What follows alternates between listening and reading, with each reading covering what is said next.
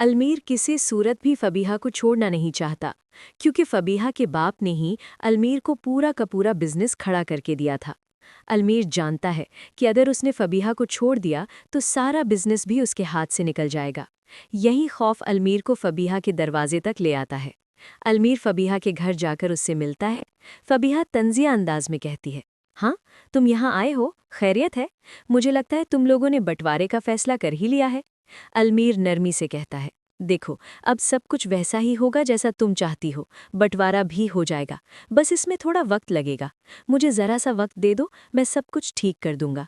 फबीहा सख्त लहजे में जवाब देती है, अलमीर, मैं तुम्हें पहले ही कह चुकी हूँ, अब मैं इस घर में वापस नहीं जाऊंगी। मुझे पहले बंटवारा चाहिए, तभी मैं तुम्हारे साथ जाऊंगी। जितनी जिल्लत और बदसलूकी मैंने इस घर में बर्दाश्त की है, अब वो हरगिज़ बर्दाश्त नहीं करूंगी।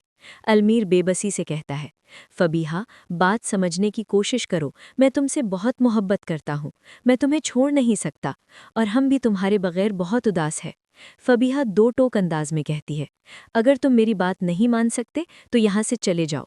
मैं तुम्हारे साथ इस घर में तभी जाऊंगी जब तुम मेरी शर्त मान लोगे। ये कहकर फबीहा उठती है और अपने कमरे में चली जाती है। अलमीर हैरान और परेशान खड़ा रह जाता है, फिर खामोशी से घर वापस आ जाता है।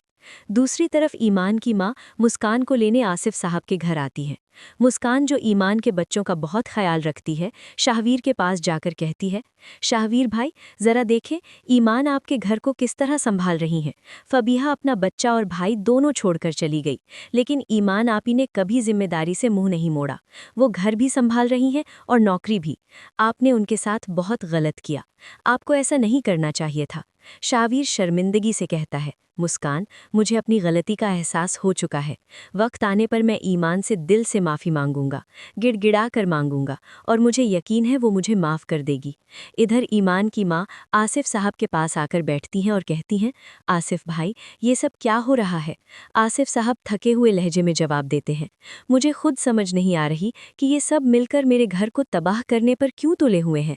फबीहा, जो महक के बच्चे की जान ले चुकी, आर्यान को जेल भिजवा चुकी, और अब मेरे घर का बंटवारा चाहती है। शुक्र है अनवर ये सब देखने से पहले दुनिया से चली गई, वरना ये सब देखकर वो जीते जी मर जाती। तो दोस्तों, आपके ख्याल में क्या अलमीर बंटवारा करवाकर फबीहा को वापस ले आएगा, या फिर ये रिश्ता तलाक पर ख़त्म हो जाएगा? अपनी राय कमेंट्स में ज़रूर दीजिए।